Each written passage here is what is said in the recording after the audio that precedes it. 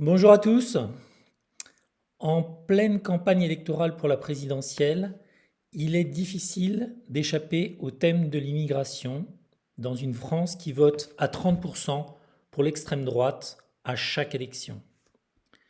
Une fois n'est pas coutume, je n'aurai pas de proposition spécifique à faire sur ce sujet. Mais j'aimerais essayer de vous sensibiliser au fait que l'immigration a, historiquement, toujours été une chance pour la France et que, plus que jamais, dans un pays vieillissant, elle est une opportunité pour l'équilibre de notre modèle économique et social.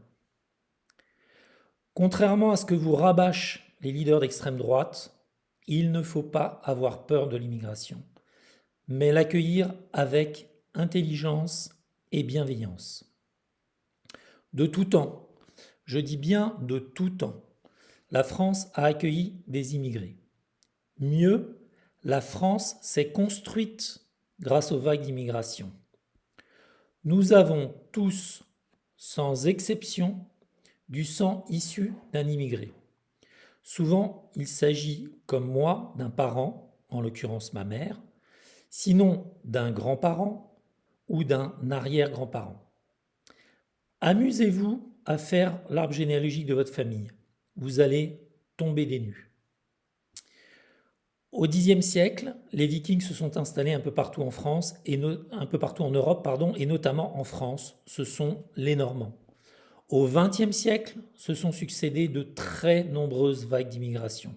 La plupart du temps, parce qu'il y avait des besoins de main-d'œuvre dans des secteurs comme l'agriculture, l'industrie ou le bâtiment. Près de 500 000 Italiens sont ainsi arrivés en France avant la Première Guerre mondiale. Puis, au début des années 30, ce furent près de 500 000 Polonais. Puis, 500 000 réfugiés espagnols à la fin des années 30. Dans les années 60-70, ce furent les Portugais. Et tout au long du XXe siècle, des Algériens, des Marocains ou encore des Tunisiens sont venus faire les sales boulots que les Français soi-disant de souche refusaient de faire.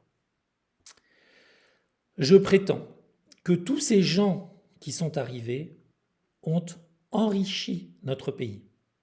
Leurs enfants, petits-enfants, arrière-petits-enfants sont non seulement parfaitement intégrés pour la très large majorité, mais ils sont autant, si ce n'est plus, français que n'importe quel autre Français. La France est un pays qui vieillit. Le taux de natalité ne cesse de baisser. Qui pour payer les retraites demain? Qui pour faire les travaux manuels alors que tous les lycéens français sont dirigés vers les métiers intellectuels? Qui pour travailler dans les EHPAD? Qui pour nous soigner? Qui pour officier dans les églises? Car il n'y a plus de prêtres. Il y a malheureusement de trop nombreux pays en guerre aujourd'hui. Leurs habitants fuient la misère et le malheur. Certains, comme les Syriens, les Afghans, les Érythréens ou encore les Guinéens, arrivent en France. Demain, les Ukrainiens seront peut-être très nombreux à nous demander asile. La France, pays des droits de l'homme, doit non seulement s'honorer de les accueillir, mais tout faire pour qu'ils s'intègrent dans notre société. Mes amis, il faut cesser d'avoir peur de l'immigration. Merci de m'avoir écouté. À très vite avec ma dernière proposition.